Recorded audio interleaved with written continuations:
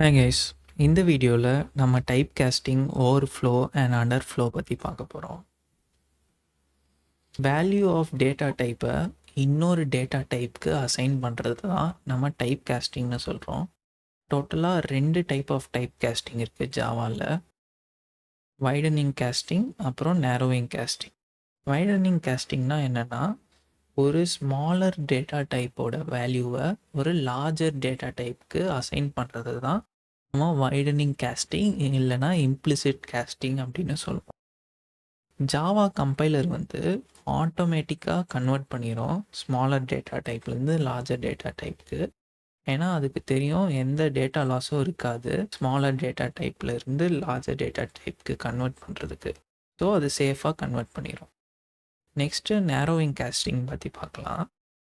ஒரு larger data டைப்போட வேல்யூவை smaller data டைப்புக்கு assign பண்ணுறது தான் நேரோவிங் காஸ்டிங்னு சொல்லுவோம்.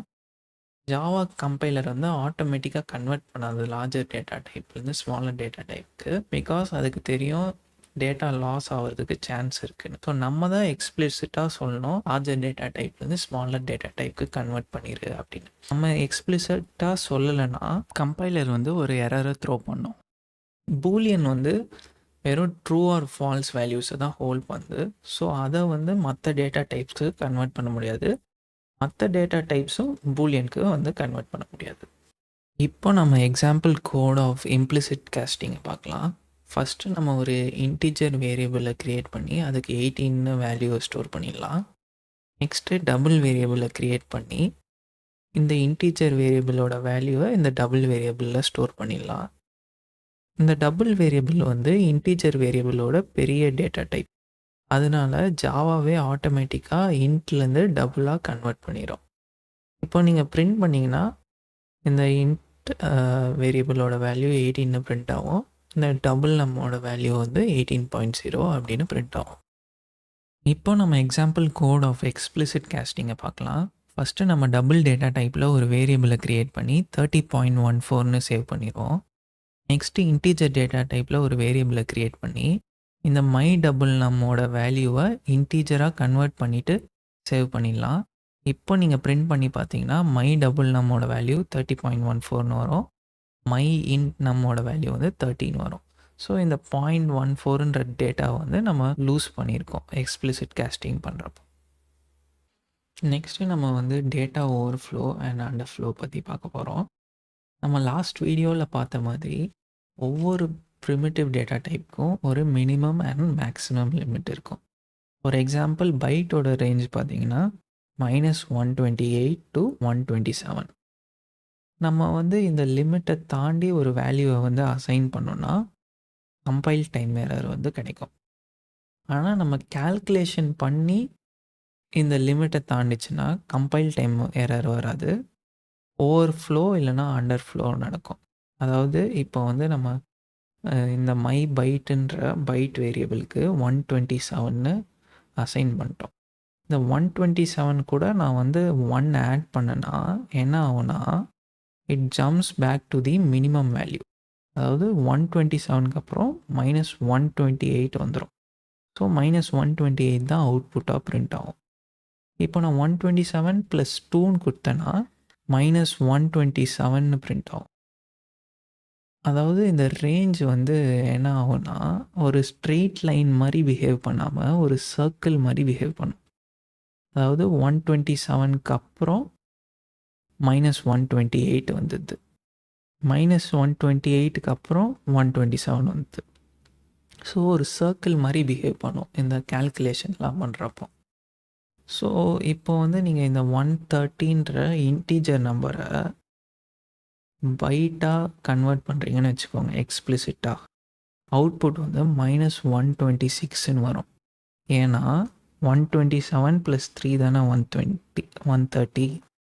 127க்கு அப்புறம் 128 தான் லாஜிக்கலாக வரணும். ஆனால் பைட்டில் வந்து 128ன்ற வேல்யூ கிடையாது. அதனால் -128க்கு போயிடும். அதாவது அந்த மினிமம் வேல்யூக்கு ஜம்ப் பண்ணிடும். அதுக்கப்புறமா வந்து திருப்பி +1னா -127க்கு போயிடும். திருப்பி +1னா -126க்கு போயிடும். அதனால தான் இங்கே வந்து -126ன்னு பிரிண்ட் ஆகுது. நெக்ஸ்ட்டு நம்ம வந்து இப்போ கால்குலேஷன் வந்து மினிமம் லிமிட்டோட கம்மியாக போயிடுச்சுன்னா என்ன ஆகுன்றது பார்க்கலாம். இப்போது -128 -1 அப்படின்னு கொடுக்குறேன்னா, அது நான் இந்த ஸ்லைடில் மிஸ் பண்ணிட்டேன். இங்கே my byte is equal to -128 -1ன்னு வரணும். இப்போ -128 -1ன்னு கொடுக்குறேன்னா, இப்போ திருப்பி it will jump back to the maximum value. So 127க்கு வந்துடும். ஸோ 127ன்னு பிரிண்ட் ஆகும். இதே நான் -128 -2ன்னு கொடுத்தேன்னா 126ன்னு பிரிண்ட் ஆகும். இப்போ இங்கே வந்து பார்த்தீங்கன்னா -130ன்ற ஒரு இன்டிஜர் வேரியபிளில் ஒரு வேல்யூவை ஸ்டோர் பண்ணியிருக்கோம். இதை வந்து நம்ம ஃபோர்ஸ்ஃபுல்லாக பைட்டுக்கு வந்து கன்வெர்ட் பண்ணோன்னா அவுட்புட் வந்து +126ன்னு வரும். ஏன்னா -128 -2 தானே -130. ஆனால் -128க்கு கம்மியாக நம்ம போக முடியாது, ரேஞ்சை தாண்டி போக முடியாது. ஸோ என்ன ஆகும்னா -128க்கு அப்புறம் 127 வரும், 127க்கு அப்புறம் 126 வரும். ஸோ இங்கே வந்து அவுட்புட் வந்து 126ன்னு பிரிண்ட் ஆகும். இப்போ வந்து நம்ம இதை கோடில் ப்ராக்டிஸ் பண்ணி பார்க்கலாம். ஃபஸ்ட்டு நம்ம வந்து டைப் காஸ்டிங் டெமோ அப்படின்னு ஒரு கிளாஸை க்ரியேட் பண்ணிடலாம்.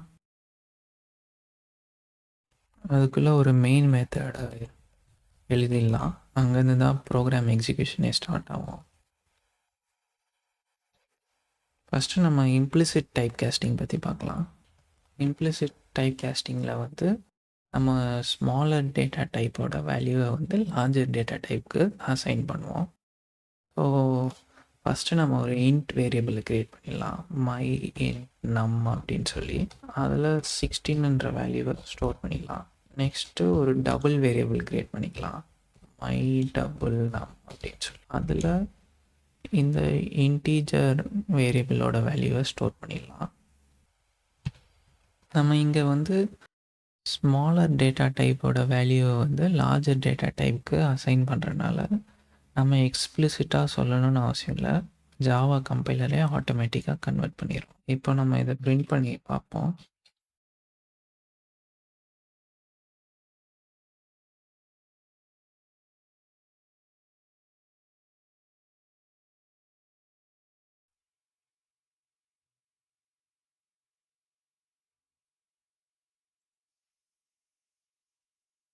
ஸோ பர்ஃபெக்டாக இன்ட்லேருந்து டபுளுக்கு கன்வெர்ட் ஆகிடுச்சு.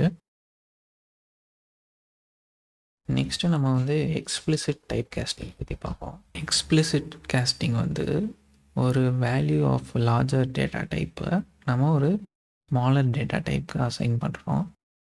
இதில் வந்து டேட்டா லாஸ் ஆகிறதுக்கு சான்ஸ் இருக்குது. ஸோ வந்து கம்பைலர் வந்து ஆட்டோமேட்டிக்காக கன்வெர்ட் பண்ணாது, நம்ம தான் எக்ஸ்பிளிசிட்டாக இந்த டேட்டா டைப்லேருந்து இந்த டேட்டா டைப்புக்கு கன்வெர்ட் பண்ணிடு அப்படின்னு சொல்லணும்.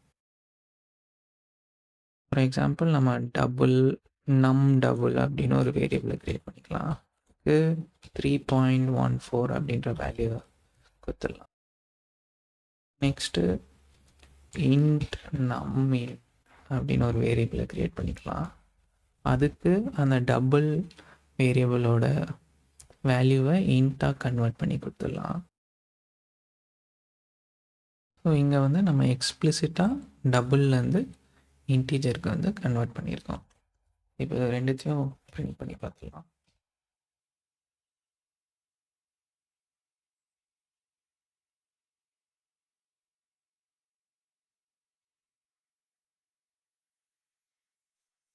ஸோ டபுள்லேருந்து இன்டீஜருக்கு வந்து நம்ம எக்ஸ்பிளிசிட்டாக கன்வெர்ட் பண்ணிட்டோம்.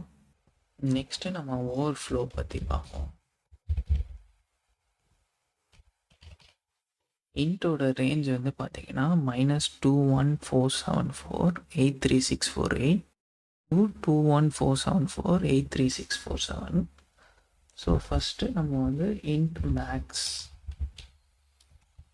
இஸ் ஈக்குவல் டு இந்த 214748367 இதை டிக்ளேர் பண்ணிக்கலாம். Int overflow num is equal to max plus 1 அப்படின்னு டிக்ளேர் பண்ணிக்கலாம். இப்போ இந்த ஓவர்ஃப்ளோ நம்மோட வேல்யூ வந்து இந்த மினிமம் லிமிட்டோட வேல்யூ ஆயிரும்.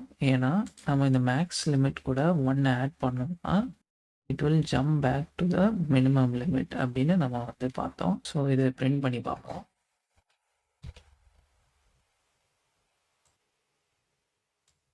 ஸோ இந்த மினிமம் லிமிட் வந்து பிரிண்ட் ஆயிடுச்சு. நெக்ஸ்ட்டு நம்ம வந்து அண்டர் ஃப்ளோ பற்றி பார்ப்போம்.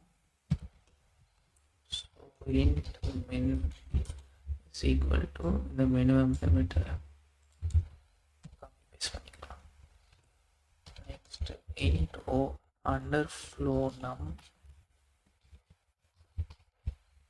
equal to minimum minus 1. இப்போ இந்த அண்டர் ஃப்ளோ நம்ம வந்து இந்த மேக்ஸிமம் லிமிட்டாக மாறிடும். ஏன்னா நம்ம இந்த மினிமம் லிமிட் கூட -1 பண்ணுறோம். -1 பண்ணுறப்போ it will jump back to the maximum limit அப்படின்னு நம்ம பார்த்துருக்கோம். ஸோ பிரிண்ட் பண்ணி பார்த்துடலாம்.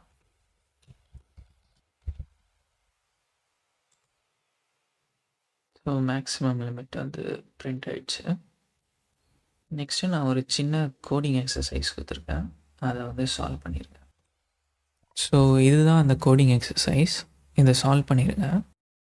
நம்ம நெக்ஸ்ட் வீடியோவில் எப்படி யூசர்கிட்டேருந்து இன்புட் வாங்குறதுன்னு பார்ப்போம். தேங்க்யூ.